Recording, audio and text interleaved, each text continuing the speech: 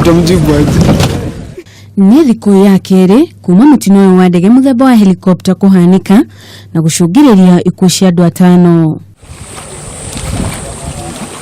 Honge itiganĩte cia ũhonokania itongoretio nĩ mbirarũ cia maĩ-inĩ nĩ ithiĩte na mbere na gũcaria mĩĩrĩ ya andũ arĩa mararĩ ndege-inĩ ĩyo rĩrĩ icunjĩ imwe ciayo cionekanĩte hũgũrũrũ-inĩ ya iria rĩrĩ. Jonathan Kerich ni mũrũgamĩrĩri ũmwe wa rũhonge rwa gũthaitĩra mogwati. Unfortunately, up to now we have not been able to retrieve the bodies. However, it's in good progress.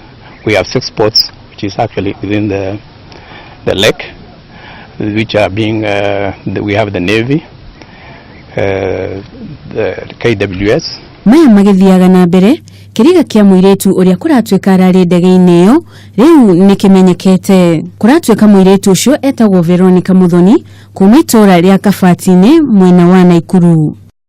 Honge cia kũhonokania ciatinda iria-inĩ rĩu igĩetha mĩĩrĩ ya arĩa marakuire ũndũ ũmwe na ndege ĩyo. There are some oil spills that have been seen aerially by the chopper that has moved around. So at least good progress is going on.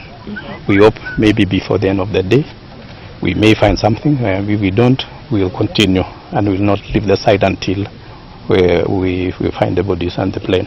Na kũhana ũguo mĩhang'o ĩyo ndĩnaciara matunda thutha wa mathaa makĩria ma 6 kũrĩa rĩu igacokereria mũthenya wa rũciũ. Ngĩribotera ceceni ya Kameme TV, njĩtagwo Jerry wa Kamau.